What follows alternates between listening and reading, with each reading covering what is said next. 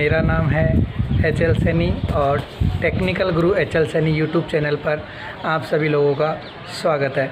दोस्तों, कल वाली क्लास में अपन ने चार्ज के बारे में अर्थात आवेश के बारे में जानने की कोशिश की थी।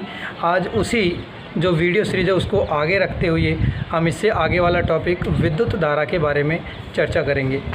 दोस्तों, तो आज का जो हमारा विषय रहेगा वो रहेगा विद्युत धारा। तो चलिए स्टार्ट करते हैं विद्युत धारा। दोस्तों, जो विद्युत धारा है, इस विद्युत धारा को हम अंग्रेजी में कहते हैं इलेक्ट्रिक करंट। इलेक्ट्रिक का मतलब विद्युत और करंट का मतलब धारा। तो दोस्तों, कल वाली जो क्लास में हमने चर्चा की थी आवेश के बारे में, तो आवेश के बारे में हमने जो चर्चा की थी वो ये थी कि आवेश किसी भी पदार्थ का एक गुण है जिसके कारण वह अपने से हल्की वस्तुओं को अपनी ओर आकर्षित करता है। या फिर हमने एक दूसरी बात और भी की थी कि आवेश किसी भी पदार्थ का वह गुण है जिसके कारण या तो विद्युत क्षेत्र उत्पन्न होता है या चुंबकीय क्षेत्र उत्पन्न होता है या फिर वो उसके प्रभावों को महसूस करता है। तो अब उसी चीज़ को आगे बढ़ा रहे हैं हम विद्युत धारा। मतलब हमारे पास में जो आवेश थी उसकी अलग अलग स्थितियाँ देखी थी। कभी आवेश स्थिर प्रकृति का था, कभी आवेश गति कर रहा था। तो अब हम क्या करवा रहे हैं, आवेशों की गति। तो दोस्तों, जब आवेश गति करता है तो आवेश की गति के कारण जो चीज़ आती है वो आती है विद्युत धारा। तो यदि सामान्य से शब्दों में मैं बोलना चाहूँ तो विद्युत धारा होती है आवेश के प्रवाह की दर। दोस्तों, जब जब मेरे मुंह से दर शब्द निकलेगा इसका मतलब मैं चर्चा कर रहा हूँ समय के साथ। तो विद्युत धारा मतलब आवेश के प्रवाह की दर। तो जहाँ पर दर शब्द है इसका मतलब किसके सापेक्ष बात करना चाह रहा हूँ मैं, समय के सापेक्ष बात करना चाह रहा हूँ। कल वाली क्लास में हमने बात की थी कि आवेश को दर्शाते हैं हम Q से और समय को प्रदर्शित करते हैं हम T से। तो विद्युत धारा को हम दर्शाते हैं I से। तो हम कह सकते हैं कि I बराबर होता है Q/T। तो साधारण सी भाषा में कह सकता हूँ कि I बराबर होता है Q/T। अब बात करते हैं कि इस विद्युत धारा शब्द के मात्रक क्या होगा। तो दोस्तों, जो आवेश है इस आवेश का SI मात्रक होता है कूलम और समय का SI मात्रक होता है सेकंड। तो मेरे प्यारे दोस्त, विद्युत धारा का जो SI मात्रक होगा वो होगा कूलम प्रति सेकंड। और इस कूलम प्रति सेकंड को ही वैज्ञानिक आंद्रे मैरी एम्पियर के सम्मान में एम्पियर कहा जाता है। तो मैं यूँ कह सकता हूँ कि I बराबर क्या होगा Q/T, या इसको यदि और थोड़े से वाइड रूप में लिखना चाहो तो इस शब्द को ऐसे भी कह सकता हूँ dQ/dt। दोस्त, जो D या डेल्टा शब्द है वो बहुत छोटे से परिवर्तन को प्रदर्शित करता है।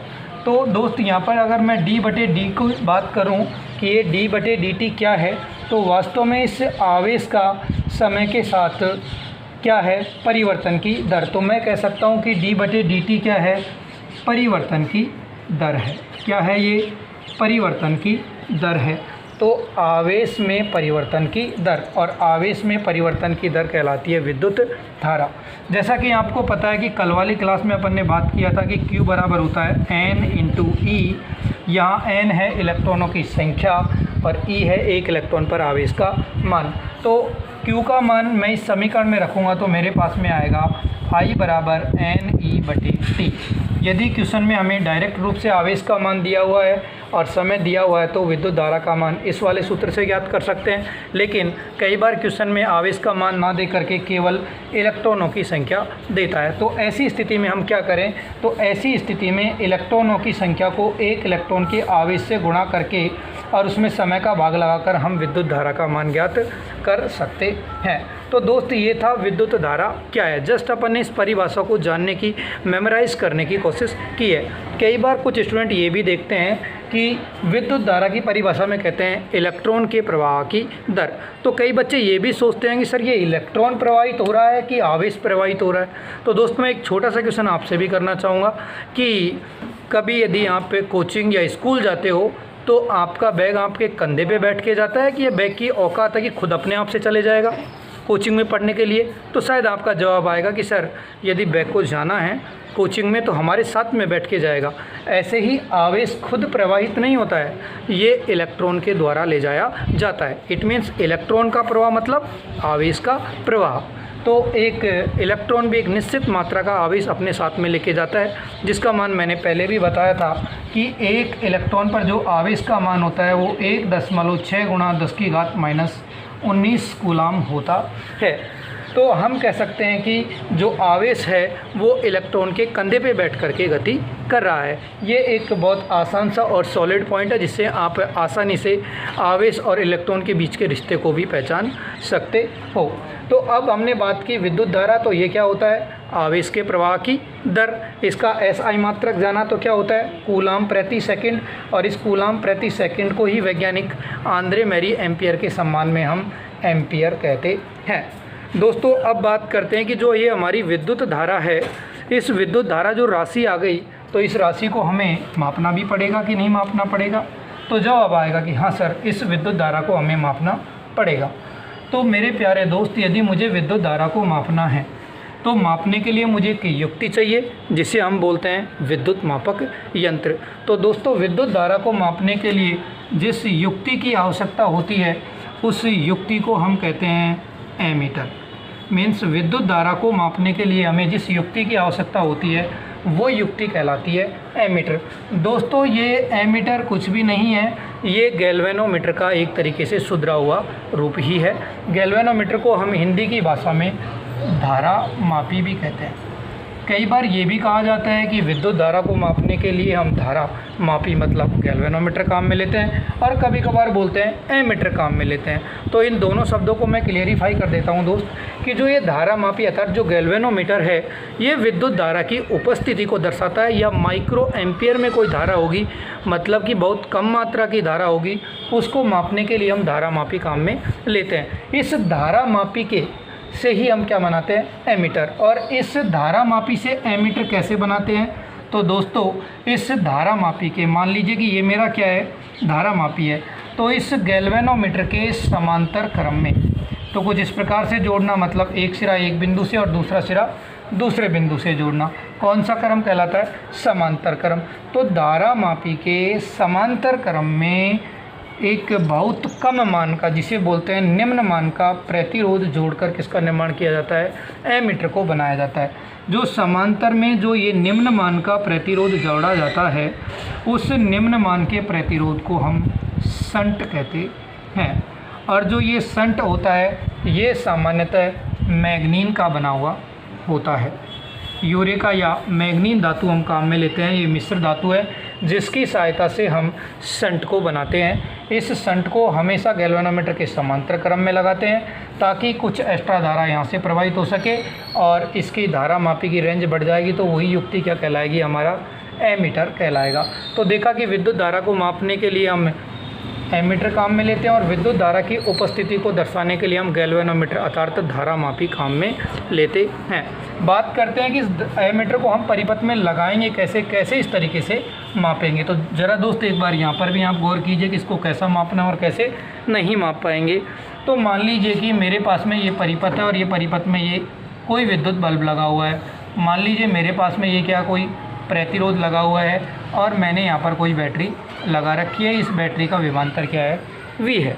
तो दोस्त यदि मुझे इस परिपथ में धारा को मापना है, तो धारा को मापने के लिए जो मुझे एमीटर लगाना पड़ेगा, उस एमीटर को कुछ इसी प्रकार से लगाना पड़ेगा कि नहीं लगाना पड़ेगा? क्योंकि एमीटर का काम होता है संपूर्ण परिपथ में प्रवाहित होने वाली धारा को मापना। तो संपूर्ण परिपथ में यदि धारा मापनी है तो एमीटर को कुछ इसी प्रकार से लगाना पड़ेगा।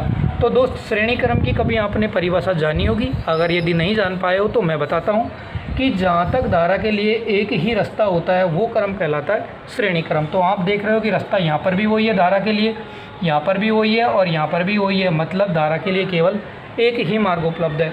तो मैं कह सकता हूँ कि जो ये मेरा एमीटर है ये कौन से क्रम में लगा हुआ है? श्रेणी क्रम में लगा हुआ है। अब बात करते हैं कि सर हमने धारा को मापने के लिए एमीटर भी काम में ले लिया और इसे परिपथ के श्रेणी क्रम में भी जोड़ दिया। अब बात करते हैं कि इस एमीटर का प्रतिरोध कितना होना चाहिए, क्योंकि प्रत्येक जो भी अपन यंत्र लगाते हैं उसका खुद अपने आप का कुछ प्रतिरोध होता है। तो दोस्त मान लीजिए कि ये मेरा विद्युत बल्ब है और इसको काम करने के लिए 20 वोल्ट की ज़रूरत पड़ रही है और इसको काम करने के लिए मुझे 30 वोल्ट की ज़रूरत पड़ रही है। तो मुझे सप्लाई से कितने वोल्ट की ज़रूरत पड़ेगी? 50 वोल्ट की। मीन्स यदि इसको 20 वोल्ट चाहिए और इसको 30 वोल्ट चाहिए तो कुल कितना चाहिए? 50 वोल्ट। अपन देखते हैं कि जब घर पे कई बार सप्लाई आती है और कम सप्लाई आती है तो हमारा फ़ैन धीरे धीरे चलता है कि नहीं चलता है। मतलब जब तक आपको आवश्यक चीज़ नहीं मिल पाएगी, आवश्यक वोल्टता नहीं मिल पाएगी, तो क्या हमारा विद्युत बल्ब पूर्ण रूप से प्रकाशमान होगा? तो फिर जवाब आएगा नहीं। अरे अपन पे मानव प्राणी पे ही ये उदाहरण लगा करके देख लीजिए। यदि आपको 4 रोटी की जगह 3 रोटी मिलेंगे तो आप क्या करोगे? 2 घंटे बाद में बोलोगे सर मेरा पेट दर्द हो रहा है, कभी मेरा सिर दर्द हो रहा है। तो वो वाली स्थिति है। तो यदि मैं यहाँ पर क्या लगाता हूँ धारा को मापने के लिए एमीटर, यदि मैं एमीटर लगा रहा हूँ तो यदि इसका कुछ प्रतिरोध हुआ तो इसमें भी कुछ न कुछ वोल्टेज खर्च होगा कि नहीं होगा? तो यदि दोस्त इसमें वोल्टेज खर्च होगा तो यहाँ पर वोल्टेज क्या पहुँचेगा? कम, जिससे इन यंत्रों की कार्यप्रणाली प्रभावित होगी। तो हम चाहते हैं कि इसके सिरों पर वोल्टेज क्या है? 0। और वोल्टेज V बराबर क्या होता है ओम के नियम से? I × R। तो ये तो 0 तभी हो सकता है जब प्रतिरोध का मान क्या हो? 0। किसी के मन में चल रहा होगा सब धारा का मान 0 कर लेते हैं, क्या ज़रूरत पड़ रही है प्रतिरोध का मान ही 0 करें? तो दोस्त धारा का मान 0 करने का मतलब उपकरण किसी प्रकार से कोई काम नहीं कर रहा है। तो ये तभी पॉसिबल है कि इस एमीटर का प्रतिरोध क्या हो? 0। तो मैं यूँ कह सकता हूँ क्या कि जो हमारा एमीटर लगाते हैं, इस एमीटर का यदि आदर्श स्थिति हो तो इसका प्रतिरोध 0 होना चाहिए। मीन्स एक आदर्श एमीटर का जो आंतरिक प्रतिरोध मतलब खुद अपने आप का जो प्रतिरोध होना चाहिए वो 0 होना चाहिए। ये बात शायद आपको क्लियर भी हो गई होगी। और इसको हम परिपथ के कौन से क्रम में लगाते हैं? श्रेणी क्रम में लगाते हैं। अब बात आती है कि भैया जब इंसानी दूध से धुला हुआ नहीं है तो ये तो यंत्र है, तो इस यंत्र का खुद अपने आप का कुछ न कुछ प्रतिरोध होगा कि नहीं होगा? इट मीन्स जो ये मेरा एमीटर है इसका कुछ न कुछ प्रतिरोध होगा। तो यदि प्रायोगिक तौर पे या व्यवहारिक तौर पे देखूँगा तो ये जो मेरा एमीटर है इसका प्रतिरोध निम्न होता है। मतलब जो प्रायोगिक एमीटर है इसका प्रतिरोध 0 से 1 ओम के बीच होता है, जिसे हम बोलते हैं हम निम्न मान का प्रतिरोध। अब बात करते हैं विद्युत धारा के कुछ आगे के बारे में। तो मेरे प्यारे दोस्त मान लीजिए उदाहरण के तौर पे कि मेरे पास में ये क्या है, कोई चालक तार है और इस चालक तार में मैंने किसे जोड़ दिया? किसी बैटरी से जोड़ दिया। इस चालक तार को मैंने किसी बैटरी से जोड़ दिया है और इस बैटरी का विद्युत वाहक बल क्या है? V है। दोस्तों हम जानते हैं कि हमारे जो चालक तार है उस चालक तार में क्या उपस्थित होते हैं? मुक्त इलेक्ट्रॉन उपस्थित होते हैं। तो दोस्त ये मुक्त इलेक्ट्रॉन खुद अपने आप से गति करते हैं क्या? तो फिर जवाब आएगा कि ये खुद अपने आप से गति नहीं करते हैं। तो इन इलेक्ट्रॉनों को एक दिशा में प्रवाहित करने के लिए हम क्या लगाते हैं? एक बैटरी आरोपित करते हैं। तो जब बैटरी की वजह से इस पर दबाव लगेगा तो इलेक्ट्रॉन क्या करेंगे? गति करेंगे। बात करते हैं कि अब इलेक्ट्रॉन कौन सी दिशा में गति करेंगे। तो दोस्तों ये बैटरी का धन सिरा है और ये बैटरी का ऋण सिरा है। धन सिरे को कहते हैं दोस्तों उच्च विभव और ऋण सिरे को कहते हैं हम निम्न विभव। तो बैटरी के 2 सिरे हुए, एक उच्च विभव सिरा प्लस का और एक निम्न विभव का सिरा माइनस का। जैसे कि आपने कूलाम के नियम में पढ़ा था कि समान प्रकृति के आवेशों के बीच में प्रतिकर्षण बल, यदि समान प्रकृति के आवेश है तो एक दूसरे को दूर भगाएंगे और असमान प्रकृति के आवेश हैं तो एक दूसरे को अपनी ओर आकर्षित करेंगे। तो दोस्त इलेक्ट्रॉन पर कौन सा आवेश? ऋण आवेश। और ये बैटरी का सिरा कौन सा? धन सिरा। तो ये माइनस और ये प्लस, तो इनके बीच में कौन सा बल काम करेगा दोस्तों? तो शायद आपका जवाब आएगा कि सर इनके बीच में आकर्षण बल काम करेगा। तो ये बैटरी का धन सिरा इलेक्ट्रॉन को क्या कह रहा है? अपनी ओर पास बुलाने की कोशिश कर रहा है। लेकिन ये भी माइनस और ये भी माइनस, तो ये क्या करेगा? इलेक्ट्रॉन को अपने से दूर भगाने की कोशिश करता है। तो क्या दोस्त इस प्रकार से इलेक्ट्रॉन का प्रवाह होगा कि नहीं होगा? तो क्या मैं ये कह सकता हूँ क्या कि जो इलेक्ट्रॉन का प्रवाह है बैटरी के ऋण सिरे से कौन से सिरे की ओर होता है? धन सिरे की, अर्थात निम्न विभव से उच्च विभव की ओर होता है। लेकिन दोस्तों जब प्राचीन काल में आवेश के बारे में जब जानकारी थी तब लोग इलेक्ट्रॉन प्रोटॉन के बारे में नहीं जानते थे। उस समय सिर्फ यही अवधारणा थी कि धनात्मक आवेश की दिशा में विद्युत धारा प्रवाहित होती है। तो धनात्मक आवेश का मतलब इलेक्ट्रॉन के प्रवाह का विपरीत। तो जो वास्तव में हमारी जो विद्युत धारा होती है उसका प्रवाह कहाँ से कहाँ होता है? बैटरी के उच्च विभव से निम्न विभव की ओर। तो ये जो धारा होती है, जो प्राचीन काल से हम धारा के बारे में बात करते आ रहे हैं, तो इस धारा को हम कहते हैं दोस्तों परिपाटी की धारा। परिपाटी की धारा का इंग्लिश में तात्पर्य है कन्वेंशनल करंट, कि भाई परिपाटी में जो धारा मानी गई थी वो धनात्मक आवेश के दिशा में मानी गई थी। तो मैं ये कह सकता हूँ कि जो मेरी विद्युत धारा है और जो मेरे इलेक्ट्रॉन है, देखो इलेक्ट्रॉन का प्रवाह कुछ इस प्रकार से है और धारा का प्रवाह कुछ इस प्रकार से है। तो इलेक्ट्रॉन और विद्युत धारा का प्रवाह एक दूसरे की कौन सी दिशा में है? विपरीत दिशा में है। तो मैं साफ कह सकता हूँ कि परिपाटी की विद्युत धारा इलेक्ट्रॉन के प्रवाह के विपरीत दिशा में प्रवाहित होती है। लेकिन कुछ ITI के बच्चों के दिमाग में ये भी चल रहा होगा सर कि आजकल वर्तमान में एक नई अवधारणा प्रचलित है जिसे हम बोलते हैं आधुनिक इलेक्ट्रॉन थ्योरी या इलेक्ट्रॉनिक थ्योरी। और दोस्त वो थ्योरी ये मानती है कि विद्युत धारा का प्रवाह इलेक्ट्रॉन के प्रवाह की दिशा में ही होता है। और इस धारा I' को नाम दिया जाता है प्राकृतिक धारा। प्राकृतिक धारा को अंग्रेजी की भाषा में हम कहते हैं नेचुरल करंट। तो दोस्तों वास्तव में जब हम कोई भी सर्किट को सॉल्व करेंगे तो हमेशा कौन सी धारा की बात करेंगे? परिपाटी की धारा। लेकिन एग्ज़ाम में क्वेश्चन आए कि जो हमारी आधुनिक अवधारणा है उसके अनुसार विद्युत धारा का प्रवाह कहाँ से होता है? तो आधुनिक अवधारणा के अनुसार इलेक्ट्रॉन की दिशा में विद्युत का प्रवाह होता है। लेकिन जो प्राचीन अवधारणा अर्थात परिपाटी की धारा है तो वो हमेशा इलेक्ट्रॉन के प्रवाह के विपरीत दिशा में प्रवाहित होती है। तो यदि इस चीज़ को मैं 2 मिनट में समराइज़ करने की कोशिश करूं तो मैं कह सकता हूं कि इलेक्ट्रॉन का प्रवाह उच्च विभव से इलेक्ट्रॉन का जो प्रवाह है वो निम्न विभव से उच्च विभव की ओर और विद्युत धारा का प्रवाह उच्च विभव से निम्न विभव की ओर होता है। अब बात करते हैं विद्युत धारा के कुछ और गुणों के बारे में जिनके बारे में अक्सर गलत अवधारणाएं होती हैं, लोगों को बहुत ज़्यादा कन्फ्यूजन्स होता है। तो बात करते हैं विद्युत धारा की आगे की कुछ छोटी मोटी चीज़ें, जैसे कि विद्युत धारा की दिशा। कई बार बोलते हैं कि विद्युत धारा अदिश राशि है, कोई बोलता है विद्युत धारा सदिश राशि है। तो मैटर है क्या वास्तव में कि ये अदिश है कि सदिश है? क्योंकि कोई कुछ और पढ़ा देता है, कोई कुछ और पढ़ा देता है, फिर बच्चे एग्ज़ाम में कन्फ्यूज़। तो 2 वर्ड आपने जाने होंगे कभी, तो एक होता है अदिश और दूसरा शब्द होता है सदिश। दोस्तों सदिश को अंग्रेजी की भाषा में हम कहते हैं फैक्टर और अदिश को अंग्रेजी की भाषा में कहते हैं स्केलर। बात करते हैं अदिश, तो दिश का मतलब दिशा और ए का मतलब बिना, मतलब जिसे प्रदर्शित करने के लिए दिशा की आवश्यकता ना पड़े, वो राशि कौन सी कहलाती है? अदिश राशि। और जिस राशि को प्रदर्शित करने के लिए दिशा की आवश्यकता पड़ती है तो उसे हम कहते हैं सदिश राशि। तो लोग सदिश की परिभाषा को केवल इतना ही जानते हैं, लेकिन सदिश की परिभाषा को यदि थोड़ा सा और पढ़े तो इसमें बहुत कुछ नया है। मतलब इसको प्रदर्शित करने के लिए मुझे दिशा तो चाहिए ही चाहिए, लेकिन इसके अलावा एक चीज़ और भी है कि वह राशि सदिश के नियमों का पालन करनी चाहिए। सदिश के नियम होते हैं दोस्तों समांतर चतुर्भुज के नियम, त्रिभुज के नियम। तो दोस्तों जो हमारी विद्युत धारा है वो सदिश के नियमों का पूर्ण रूप से पालन नहीं करती है, इसलिए विद्युत धारा कौन सी राशि है? हमारी अदिश राशि है। ये एक पहला कारण है विद्युत धारा के अदिश होने का। दूसरा तरीका भी है समझाने का, तो हमने अभी पढ़ा था कि I बराबर क्या होता है? Q/T। जो हमारा आवेश है वो कौन सी राशि है? अदिश राशि है। और जो हमारा समय है वो कौन सी राशि है? अदिश राशि है। तो मेरे प्यारे दोस्त कभी भी 2 अदिश राशियों से सदिश राशि प्राप्त की नहीं जा सकती है। इसलिए मैं एक लाइन में कह सकता हूँ कि विद्युत धारा एक अदिश राशि है, क्योंकि यह सदिश के योग के नियमों का पूर्ण रूप से पालन नहीं करती है।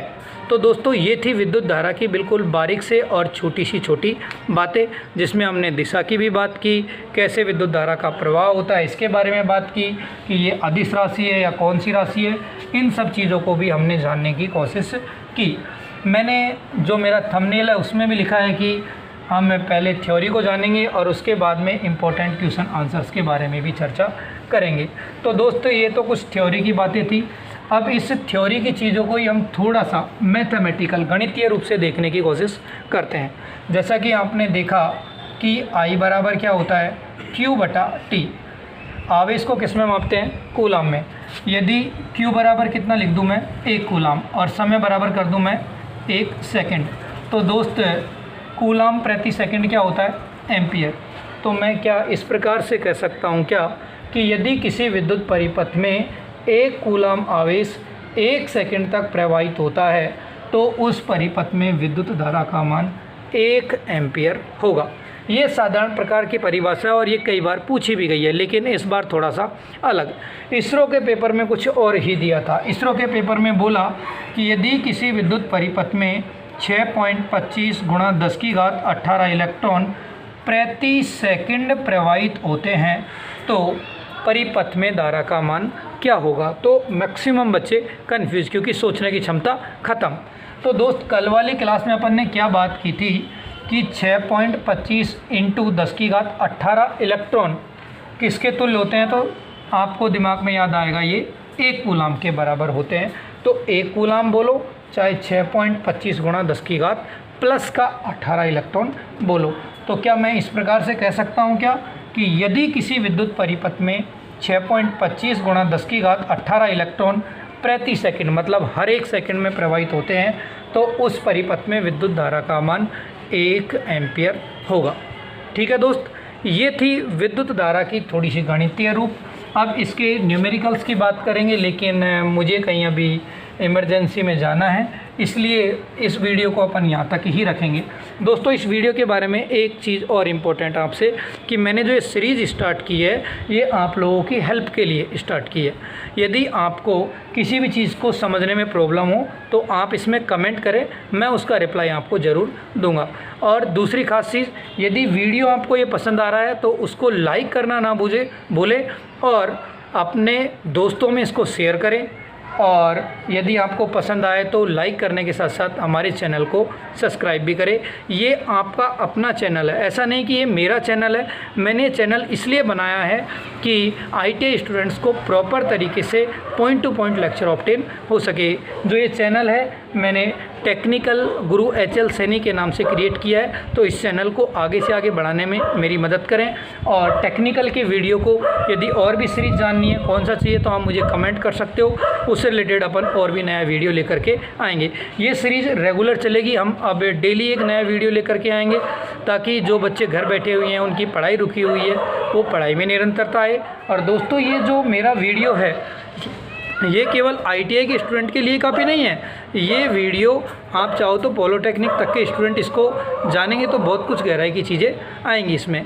अगले वाले लेक्चर में हम विद्युत धारा और आवेश के कुछ न्यूमेरिकल्स को भी साथ में करेंगे और अगला टॉपिक भी सॉल्व करेंगे। दोस्तों आज की क्लास के लिए इतना ही, सुनने के लिए थैंक यू।